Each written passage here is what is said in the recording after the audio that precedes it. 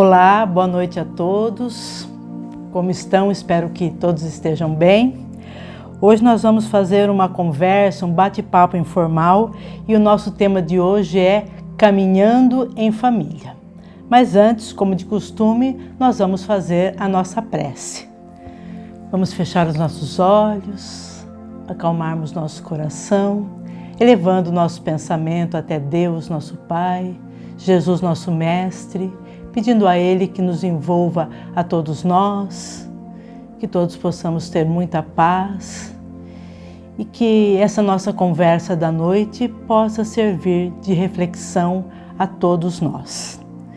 E assim, em nome de Jesus, vamos iniciar a nossa conversa da noite. Que assim seja. Então, como nós falamos, o tema de hoje é Caminhando em Família. Nós vamos ter uma conversa, um bate-papo, como que se eu estivesse aí na casa de vocês. Então, primeiramente, nós vamos fazer uma rápida análise sobre o que aconteceu nesse ano. Então, lá no começo do ano, estávamos todos nós caminhando com a nossa rotina, a nossa vida de sempre. Trabalhando, viajando, indo ao cinema, no shopping, restaurantes, enfim, a nossa vida social que a gente estava tendo há muito tempo. Levando e buscando as crianças na escola, no judô, no karatê, no teatro, no balé, enfim, aquela vida rotineira. Mas, de repente, não mais que de repente, veio a pandemia. E aí virou a nossa vida de cabeça para baixo. Então, de uma hora para outra, paramos de trabalhar. Pessoas que trabalhavam em firmas, em escolas, passaram a trabalhar em casa, fecharam-se o comércio, restaurantes. Então, tudo mudou. Aí, as crianças que passavam a maior parte do tempo fora de casa, passaram a maior parte do tempo dentro de casa. E para quem mora sozinho? Para quem mora sozinho teve que ter um encontro consigo mesmo, porque a correria do dia a dia, a rotina, tudo nos impedia de ter esse encontro consigo mesmo. Então, para algumas pessoas foi um pouco dolorido. Mais para frente a gente vai falar desse autoconhecimento que nós tivemos que buscar para quem convive consigo mesmo. E para quem convive com a família? Então tivemos que desconectar um pouco do mundo virtual para conectar no mundo real. As refeições que às vezes eram feitas em restaurantes fora de casa passaram a ser feitas dentro de casa. Então passou-se a ter um convívio maior com a família, convívio que a gente tinha perdido. Nunca devíamos ter perdido esse convívio, mas acabamos perdidos com essa correria do dia a dia. Então, desconectamos do mundo virtual por um tempo para nos conectar com a família nesse mundo real. Então, hoje, o que nós ouvimos falar muito? Sobre o abandono parental. O que é isso? A criança tem os pais, o pai e a mãe, tem uma família, tudo direitinho, tem bens materiais, mas não tem atenção, o cuidado e o carinho dos pais. E isso tem prejudicado muitas crianças. Tanto que a depressão infantil, suicídio infantil, devido a esse abandono parental. É muito importante a atenção, o cuidado dos pais para uma formação do caráter da criança, porque essa vida familiar já é um treinamento para a vida social que ela vai ter mais para frente, como se ela estivesse fazendo um estágio ali entre família para depois viver a vida na escola, a vida em sociedade. Quando ela se casar, ela vai se relacionar com outras famílias. Então é preciso ter aquele diálogo, aquele estágio dentro de casa. Falando sobre o diálogo, o que a gente estava vendo ultimamente era assim, num restaurante, uma família de 4 pessoas, cada um em seu smartphone. Crianças lá de 5, 6 anos vendo vídeo e os adultos na rede social, um aqui e os mais velhos aqui. Então estava todo mundo, não estavam conversando, não estavam tendo um diálogo, estava todo mundo no virtual. E isso não é bom. Nós temos que aproveitar os momentos em família, dentro de um carro, na mesa da sala de jantar, às vezes na sala de estar, temos que aproveitar aqueles minutos para fazermos um diálogo. As redes sociais, o mundo virtual não é de tudo ruim. Temos que ter um equilíbrio, tanto que especialistas nos recomendam um certo tempo para a gente ver nossas redes sociais, ver o WhatsApp, o Instagram, para quem tem. Então, temos que determinar tempos para a gente administrar tudo isso. Tanto que hoje eu estava vendo, tem até uma dependência tecnológica que a psicologia já está tratando disso. Então, porque ficamos muito viciados na parte tecnológica. E em viagem também, às vezes a gente está fazendo viagem num lugar bonito, muita cultura e as pessoas preocupadas com Wi-Fi. Não, aquela hora é hora de termos um diálogo, de observarmos a natureza, de conhecermos as culturas de outros lugares, né? Então, para a gente ficar bem atento sobre o diálogo. E como é que foi feito esse resgate dessa convivência? Como que nós estamos resgatando essa convivência familiar? Se por um lado nós precisamos nos conectar, né? A aula no virtual, a religião, missas no virtual, como nós estamos fazendo uma live nas religiões no virtual, tudo ficou no virtual. Tá, essa parte tudo bem, mas o trabalho, né, muitas pessoas estão falando home office, ficou em casa. Mas como nós vamos conectar com a nossa família através desse diálogo? De repente, as mães, os avós começaram a ficar desesperados com as crianças dentro de casa. O que vamos fazer com as crianças? Será que nós conhecemos nossas crianças, o comportamento delas, o que elas gostam, o que elas não gostam? Então tudo isso teve que ser resgatado e a maioria das pessoas ficou completamente perdida. Tanto que foram buscar também dicas lá na internet de ver o que fazer com as crianças. Então, o resultado disso foi muita gente estressada lá dentro de casa, sem saber o que fazer. Então, tivemos que buscar atividades, resgatar brincadeiras, levar as crianças para a cozinha, lógico que tomando todos os cuidados, com fogão, tudo, mas é muito importante isso. Imagine a criança aprendendo a fazer um bolo. Nós sabemos que temos que ter a paciência para esperar tudo. Então, fazendo bolo, a criança vai ver que depois que você bater a massa, tem que levar ao forno, esperar aquele tempo de assar, depois esperar o tempo de esfriar para comer aquele bolo. Então, nós podemos desenvolver a paciência com a criança. Porque até então, como que a gente fazia quando queria um bolo? Ia na confeitaria, algum lugar, comprava um bolo pronto. Então, a criança, olha como é rápido para a gente comer. Então, levar as crianças para a cozinha, buscar atividade, tudo isso fez um resgate daquela convivência familiar. E para a gente treinar as virtudes, como a paciência e muitas outras. E os casais, né? A gente já viu o pessoal que mora sozinho, nós vimos a família em geral, avós, os netos, os filhos e os casais. Como é que aconteceu com os casais? Cresceu o número de divórcios. Nós vamos falar aqui da nossa região, Americana e Santa Bárbara. Tudo isso, pesquisas sérias no cartório, tudo. Em junho desse ano, com o pico da pandemia, nós tivemos 24 divórcios. 4 vezes a mais que o mês anterior, que era de maio. E em relação ao ano anterior, dobrou o número de divórcios. Então, por que isso aconteceu? De um mês para outro aumenta, de um ano para outro dobra. Então, segundo especialistas da área, muitos casamentos já estavam em crise, né? Aquilo lá já não estava andando bem. E o que aconteceu? Com a convivência, houve o estresse.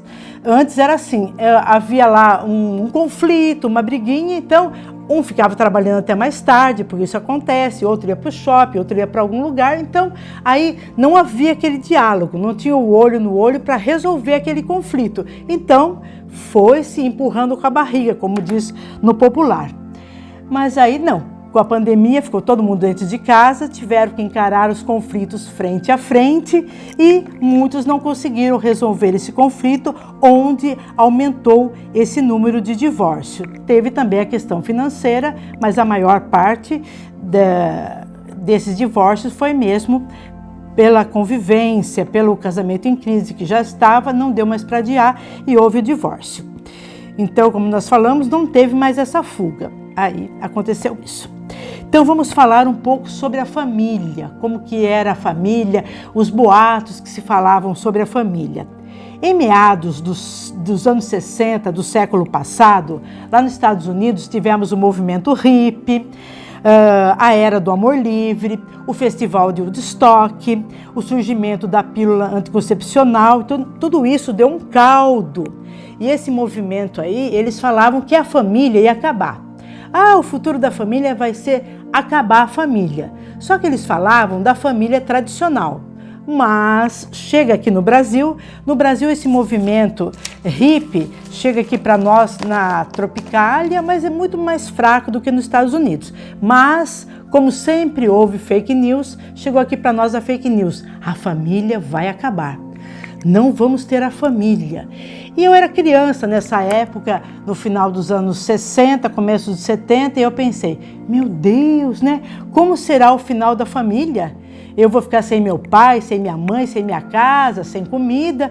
Mas como eu era criança, né? Criança sempre dá um jeitinho. Comecei a ver vantagem no término da família. Falei, que bom, não vou ter mais família, não preciso mais fazer lição de casa, posso dormir sem tomar banho, sem escovar os dentes, posso assistir televisão até tarde. Lembrando que nos anos 70, a televisão, meia-noite, a gente falava, fechava o canal. Então não tinha mais nada para assistir depois da meia-noite, nem no rádio, nem na televisão. Então eu falei, meu Deus, né, vai ser bom. Até os livros da época, Admirável Mundo Novo, diria que na época que estamos vivendo agora, a família não ia existir mais. Que coisa, né? Mas, graças a Deus, não foi nada disso que aconteceu. A família, houve algumas mudanças, sim, mas estamos aqui ainda firmes e fortes. Porém, eu nem imaginava que no século XIX, nem em meados lá de 1800, Kardec já tinha feito essa pergunta aos espíritos superiores, ao espírito da verdade. Então, lá no Livro dos Espíritos, que sempre usamos como base, na pergunta 776, Kardec faz a seguinte pergunta: qual seria para a sociedade o resultado do relaxamento dos laços de família? A família iria acabar, o que ia acontecer? Aí a resposta: uma recrudescência do egoísmo. Recrudescência, que palavra difícil, né? A gente não usa no nosso dia a dia, mas vamos traduzir. Essa resposta quer dizer o seguinte, que o egoísmo ia ficar mais forte ainda. Se acabasse as nossas famílias, aí sim, né? O egoísmo seria mais patente ainda. Por quê? Porque nós somos feitos para viver em sociedade. Toda essa vida em sociedade faz nascer o altruísmo e mata o egoísmo. Então, atualmente, nas escolas de psicologia, eles reconhecem a importância básica da família. É muito importante essa participação da família. Nós aprendemos lá na escola que a família é a menor célula da sociedade. E é isso mesmo, né? Como o nosso corpo é formado cheio de células, a sociedade também é formada de células de família. No nosso corpo, se uma célula adoece, nosso corpo inteiro vai sentir isso. Mesma coisa essa célula aqui que é a família, a menor célula da sociedade. Se uma célula da família ali não está bem, reflete em toda a sociedade. Então, se nós queremos uma sociedade equilibrada, uma sociedade altruísta, uma sociedade sadia, temos que começar isso na nossa família, na nossa célula básica lá da sociedade. O filósofo e pensador norte-americano John Dewey, ele acentua muito a importância do lar na organização social. Esse John Dewey, ele trabalhou muito com educação, com escola, então ele via a importância de cuidarmos da nossa família para tudo isso refletir na educação, na sociedade em geral. O equilíbrio, então, começa ali naquela estrutura familiar, naquela base familiar. Então nós vemos aí que tanto os estudos da parte espiritual, que nós vemos no Livro dos Espíritos, a resposta que o Espírito da Verdade dá para Kardec, da importância do laço de família. E nós vemos também que os estudos na parte material, os dois ressaltam a importância da nossa convivência em família, da nossa estruturação em família. Isso é muito importante. Então, quando eu estava aí planejando aqui essa live, eu pensei, o que o Livro dos Espíritos tem a ver com a família, com os laços de família? Então tem tudo a ver. Nós vamos ver aqui no livro 3º do Livro dos Espíritos, ele vai tratar das leis morais. Então nós vamos pegar algumas leis morais e fazer um link aqui com a família. A lei de sociedade, o que ela tem a ver com a família? Tudo, a família é a base. Então nós somos feitos para viver em sociedade. Vamos começar lá a base na família. Porque se a lei de sociedade não fosse uma lei natural, nascia cada um numa ilha. E não é assim, né? Nós vivemos todos juntos, somos seres gregários. Outra lei, a lei do progresso. Onde nós vamos começar o nosso progresso moral? Não tem como progredir sozinho. Nós vamos começar ali na família o nosso progresso moral. Então, a lei da sociedade, a lei do progresso. A outra lei, a lei de justiça, amor e caridade. É ali na família que nós vamos exercitar o amor maternal, o amor paternal, o amor filial, enfim, exercer a fraternidade ali na família. É ali que a gente começa o nosso estágio. E eu lembrei de uma palestra do Dr. Ricardo de Bernardi, onde ele é professor em Santa Catarina, e um aluno pergunta: professor, lá onde a gente vê na Bíblia, amar os seus inimigos, quer dizer que chega alguém aqui e assalta a gente, bate, faz barbaridades, e nós vamos amar essa pessoa? Ele diz, não é bem assim. Tanto que se a gente pesquisar lá no Evangelho segundo o Espiritismo, vão explicar bem que não é esse amor que a gente devota à nossa família que vamos devotar aos nossos inimigos. Não é bem assim. Mas acontece uma coisa bem interessante. De repente, um inimigo nosso de outras vidas reencarna na nossa família. E aí aquele bebezinho muito fofo, não tem como não amar aquele fofurômetro. Então, um inimigo nosso aqui nós vamos exercitar a lei do amor, de justiça e caridade. É assim que funciona a providência divina. Vamos falar um pouco da família universal, tão falada nos meios espíritas, a família universal. É muito louvável a gente ajudar a nossa família universal, todos nós fazemos parte da família universal, mas vamos ver como que nós podemos ajudar essa família universal.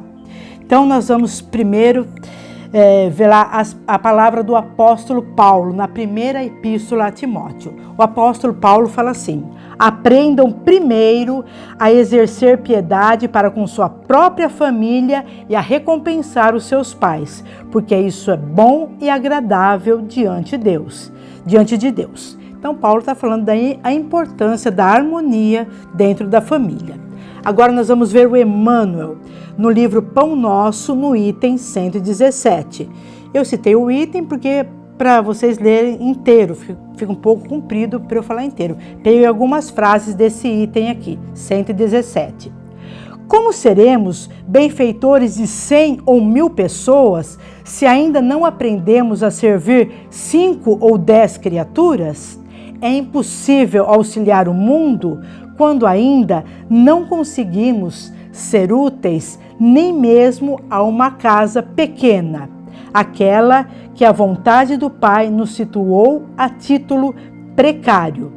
Então aí nós vamos ver se a gente quer fazer o bem para a família universal. Ótimo, só que deve ser de uma forma educativa. Mas se nós não fizermos aquele estágio lá na nossa família corpórea, aquela, como ele diz aqui, né, que o Pai nos situou a título precário, dificilmente a gente vai conseguir ajudar essa família universal. A gente vê que há muitos conflitos, há projetos que a pessoa começa e não consegue levar até o fim. Por quê? Porque não fez esse estágio aqui, como ele diz, na nossa família corporal. Então é muito importante dedicarmos a nossa família e disso fazermos uma extensão para a família universal. Achei muito interessante disso, né? Como a gente quer fazer o bem para 100 mil pessoas, sendo que a gente tem conflito ali 4, 5. Então vamos procurar resolver esses conflitos, se não resolver, pelo menos tentarmos resolver esse conflito para depois ajudarmos a nossa família universal. Outra coisa importante aqui na nossa vivência em família é o autoconhecimento. Tanto se fala também na doutrina espírita do autoconhecimento. Nós vamos encontrar também no Livro dos Espíritos, na pergunta 919. Voltando, ela também é extensa, eu vou fazer um resuminho aqui. Pergunta 919. Qual o meio mais eficaz para se melhorar nessa vida e resistir ao arrastamento do mal? A resposta. A gente pensa que vai vir uma fórmula mágica, alguma coisa, e ele diz assim: um sábio da antiguidade vos disse: conhece-te a ti mesmo. Então, não é nenhuma fórmula mágica, é o autoconhecimento. Eu vou aqui contar uma pequena lenda, uma lenda hindu, é uma lenda, tá, gente? Sobre o autoconhecimento. Então, os hindus dizem que um dia Deus reuniu os anjos e ele queria guardar um segredo de toda a humanidade, para que o homem só descobrisse aquele segredo quando tivesse maturidade o suficiente. Então ele chamou os anjos e disse: olha, eu quero guardar um segredo que o homem só descubra quando ele esteja maduro. Aí um dos anjos falou: eu já sei, vamos colocar esse segredo na mais alta das montanhas. Deus falou: não, o homem já escalou montanhas muito altas, ele vai descobrir o segredo lá. O outro anjo disse: já sei, vamos colocar no mais profundo dos mares esse segredo que ele não vai achar. Aí Deus disse: vai achar sim, porque ele já mergulhou no mais profundo dos mares e achou esse segredo. E cada anjo estava dando lá uma solução, mas nenhuma solução. Não, essa não dá, o homem já foi ali, já foi acolá. Quando o anjo diz assim: já sei, Deus, coloque esse segredo no interior de cada homem. Lá ele nunca viaja. E realmente nós viajamos para lugares distantes, mas temos dificuldade de viajar para dentro de nós mesmos. Às vezes temos até dificuldade de olhar no espelho. Quem sou eu? Então, o que essa pergunta do autoconhecimento tem a ver com a família? Tudo. Primeiro, tem a pergunta 919 e na 919A, Santo Agostinho, ela é longa, mas ele traça um roteiro de tudo que ele fazia na Terra. Ele diz que no final de cada dia, ele fazia um balanço de como tinha feito o seu dia. Se ele tinha ofendido alguém, se ele tinha deixado de fazer o bem, o que ele poderia ter feito. Enfim, ele fazia um balanço de consciência ao final de cada dia. E o que a gente faz? Geralmente a gente deixa para fazer isso no final do ano. 31 de dezembro, eu vou fazer um balanço do ano. Não dá. Como que eu vou pegar de janeiro até dezembro e fazer quem que eu ajudei, quem que eu prejudiquei, deixei de cumprir algum dever, o que eu fiz? Fica muito complicado no final do ano. Então vamos fazer um treino, um pouquinho por dia. Ele fazia ao final do dia, quando ele ia dormir, mas se a pessoa tem dificuldade, pode fazer ao amanhecer, pensar no dia anterior, enfim, achar um meio aí, mas procurar cada dia fazer esse balanço que Santo Agostinho fazia.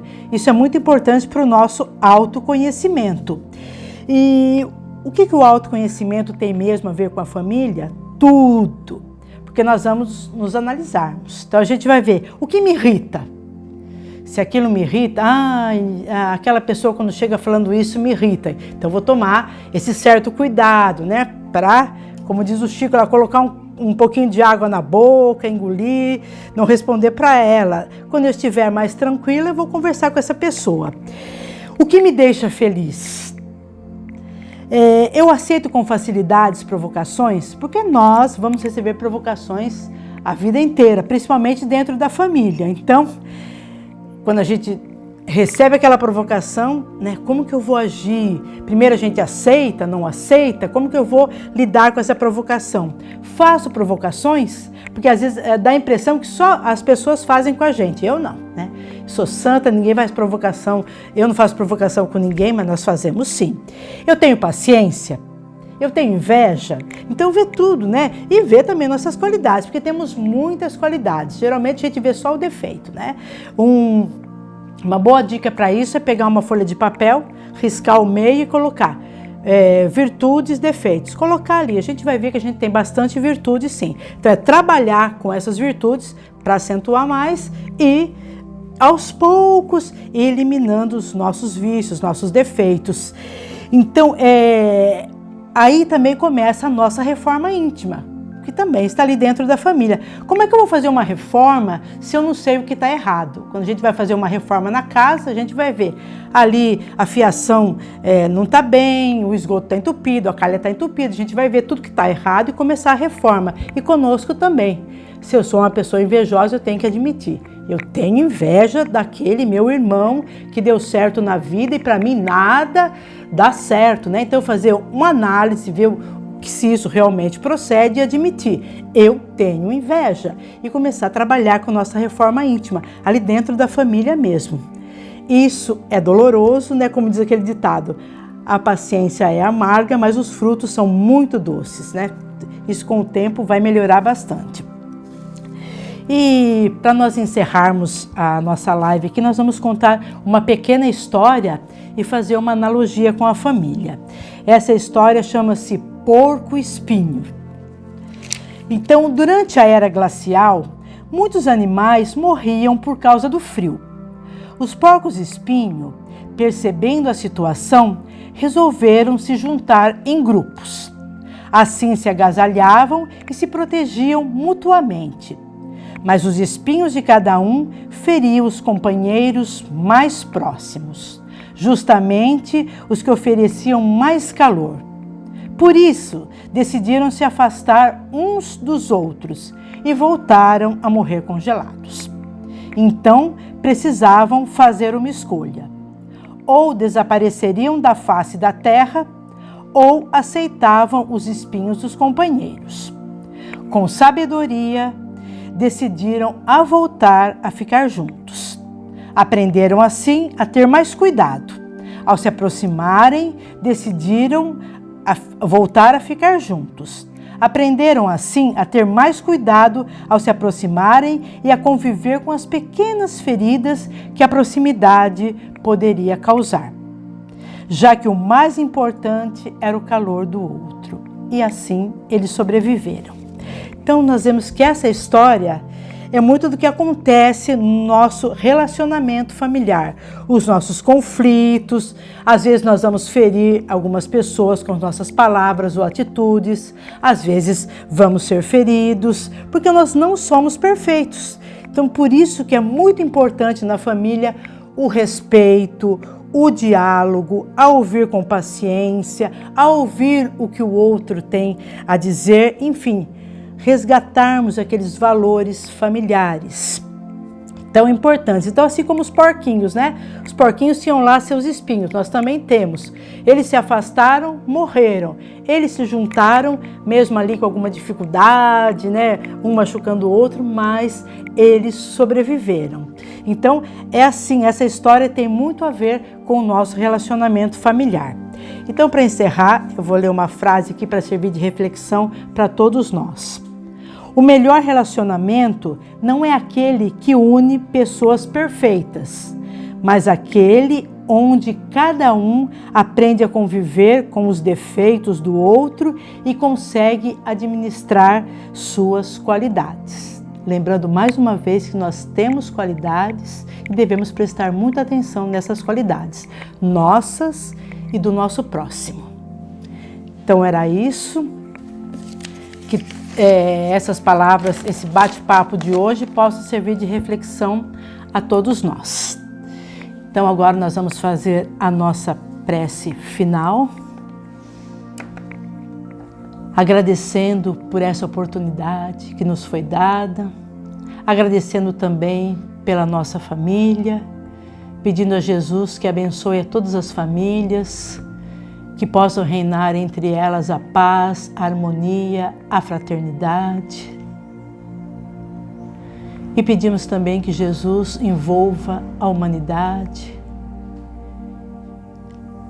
que possamos ter toda a certeza de que dias melhores virão e que todos possam ter muita paz, muita harmonia. Agradecemos a Jesus e encerramos a nossa live da noite. Que assim seja.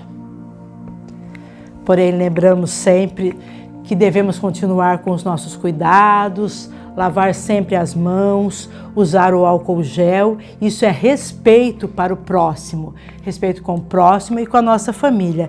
E lembrando também da nossa máscara, né? Que já criamos um hábito.